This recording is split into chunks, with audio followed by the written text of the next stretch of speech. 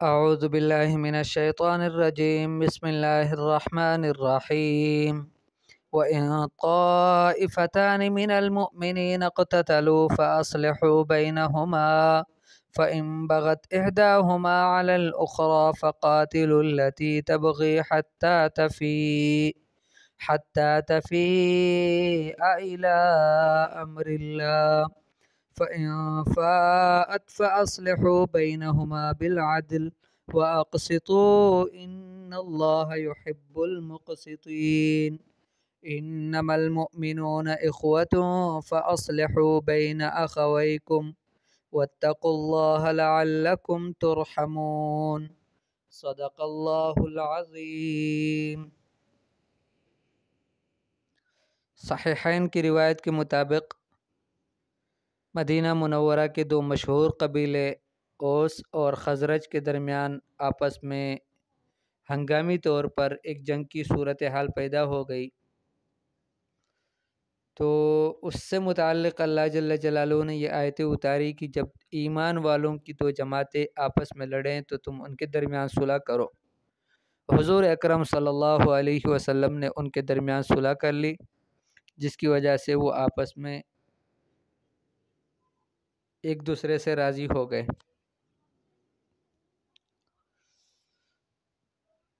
اس آیت میں ہمیں حکم دیا ہے کہ جب مسلمان آپس میں لڑیں تو تم ان کے درمیان صلح کرو، اور صلح کی صورت یہ ہوگی کہ ان کے فیصلے کو، ان کے اس کیس کو، ان کے معاملے کو شریعت پر پیش کرو۔ شریعت ان کے درمیان جو فیصلہ کرے اس پر دونوں کو راضی رہنا چاہیے۔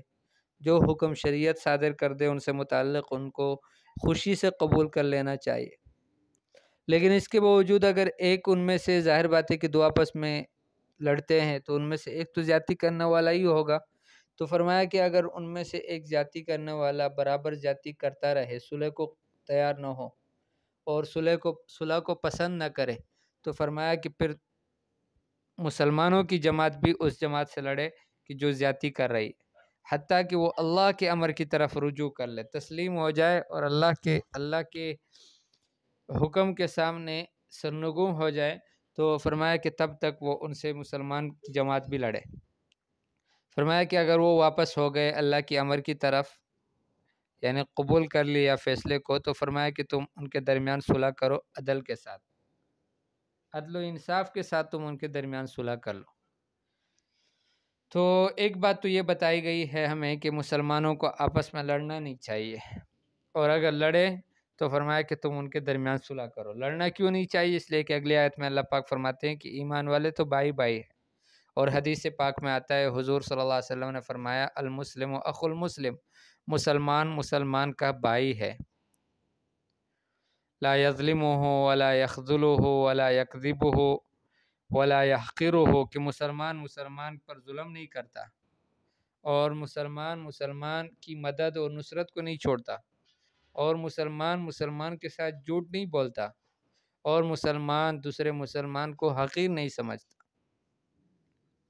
اور اسی روایت میں حضور صلی اللہ علیہ وسلم نے چند چیزوں سے منع فرمانے کے بعد فرمایا وَكُونُوا عِبَادَ اللَّهِ إِخْوَانًا، کہ اللہ کے بندو تم بھائی بھائی بن کر رہو۔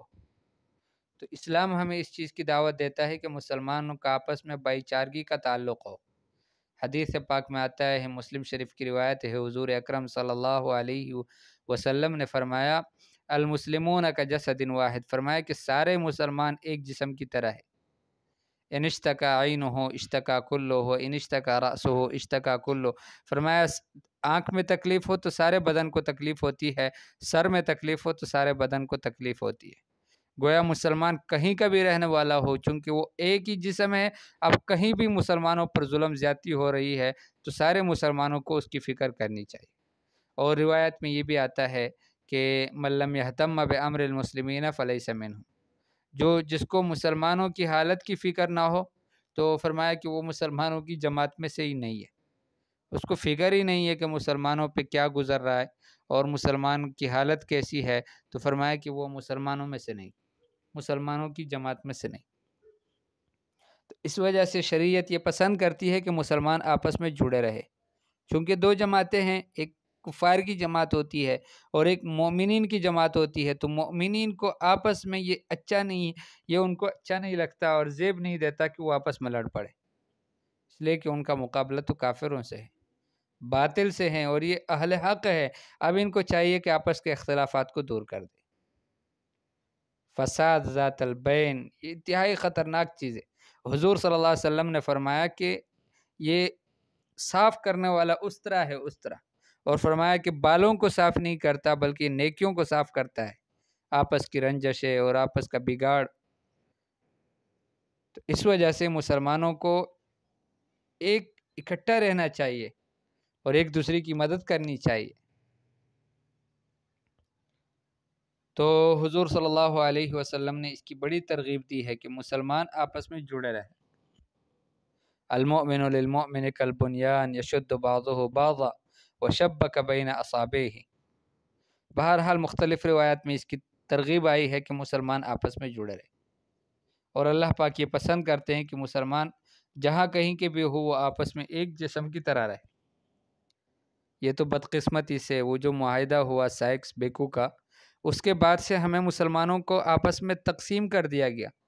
اور لکیریں کھینچی گئی کہ یہ، اور جھنڈے دلوائے گئے، ہر ایک ملک والوں کو اپنا ایک جھنڈا دیا گیا اور ان کے لیے حدود طے کر لیے گئے، یہ آپ کا حد ہے اور اس سے آگے تم نے نہیں گزرنا۔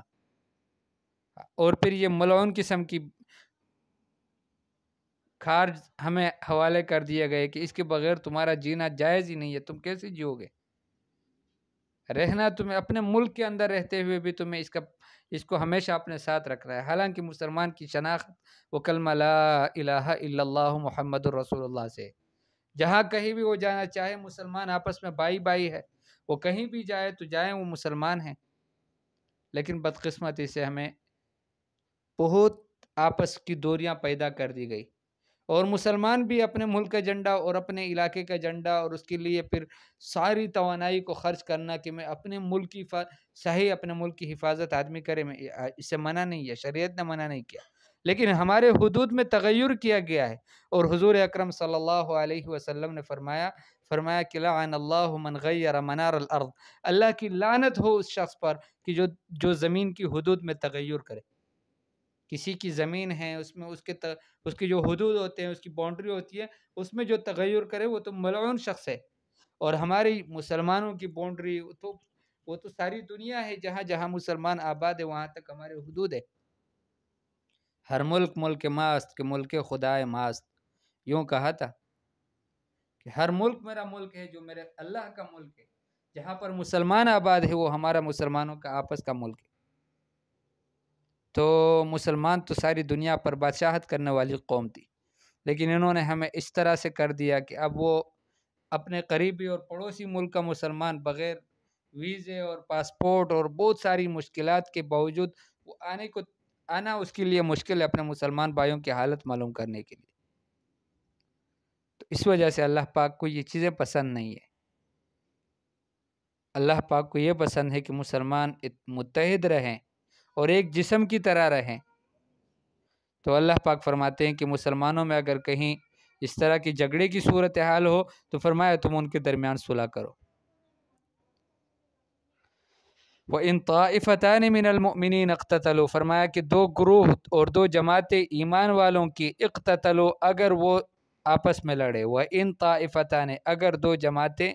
یا دو گروہ، من المؤمنین ایمان والوں میں سے، اقتتلوا آپس میں لڑے، فَأَصْلِحُوا بَيْنَهُمَا، ان کے درمیان تم صلح کر لو۔ فَإِن بَغَتْ إِحْدَاهُمَا عَلَى الْأُخْرَى، اور فرمایا کہ اگر ان میں سے ایک دوسرے پر زیادتی کرے، فَقَاتِلُوا الَّتِي تَبْغِي حَتَّى تَفِيءَ إِلَىٰ أَمْرِ اللَّهِ، تم اس سے بھی لڑنا شروع کر دو، اس جماعت سے کہ جو زیادتی کرنے والی جماعت ہے، یہاں تک کہ وہ اللہ کے امر کی طرف رجوع کر لے۔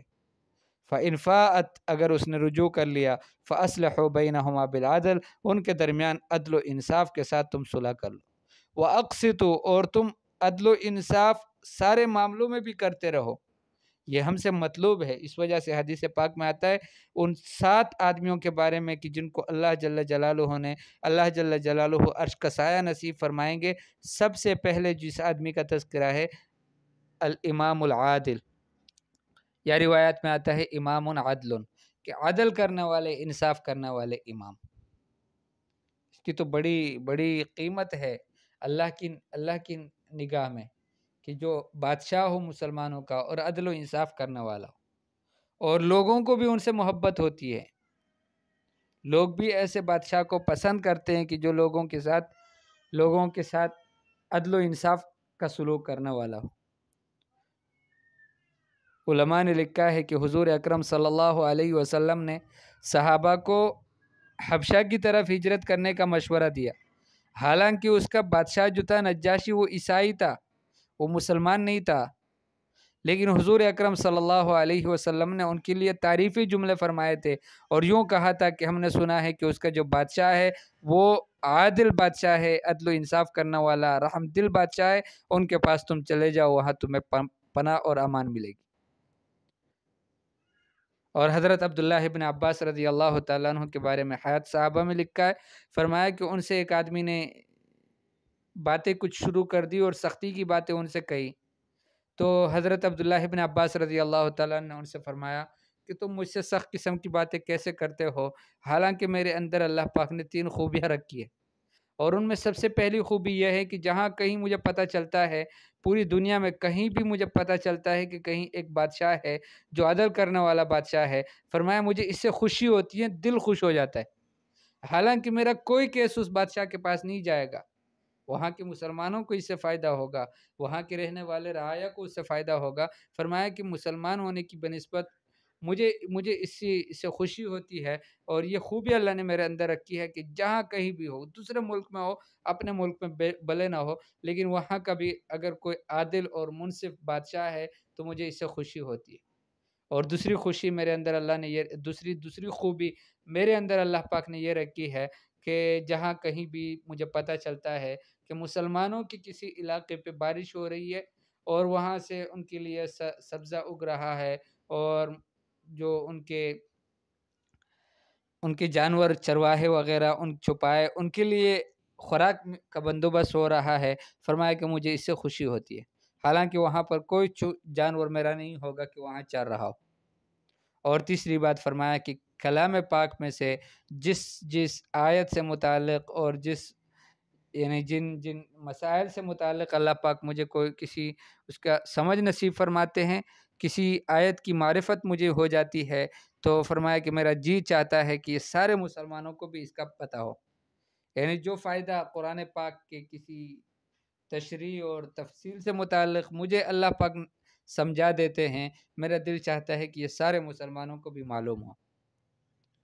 تو گویا حضرت عبداللہ ابن عباس رضی اللہ تعالیٰ عنہ فرماتے ہیں کہ کہیں دنیا کے کسی کنارے میں بھی عدل کرنے والا بادشاہ ہو تو فرمایا کہ مجھے اس سے خوشی ہوتی ہے، ہر مسلمان کو اس سے خوشی ہوتی ہے کہ کہیں بادشاہ ہو مسلمانوں کا اور وہ انصاف اور عدل و انصاف کو تھامے رکھا ہو۔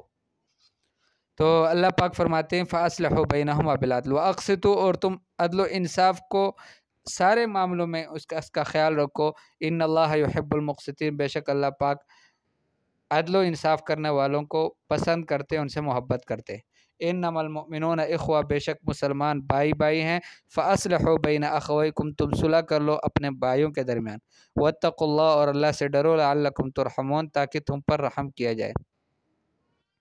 تو اللہ جل جلالہ ہمیں پھر سے ایک وحدت نصیب فرمائے، اور آپس میں مسلمانوں کو جوڑ نصیب فرمائے، اور آپس کے توڑ سے اللہ پاک ہم سب کی حفاظت فرمائے۔ وصلی اللہ تعالی علی خیر خلقہ محمد و آلہ و اصحابہ اجمعین، آمین برحمتک یا ارحم الراحمین۔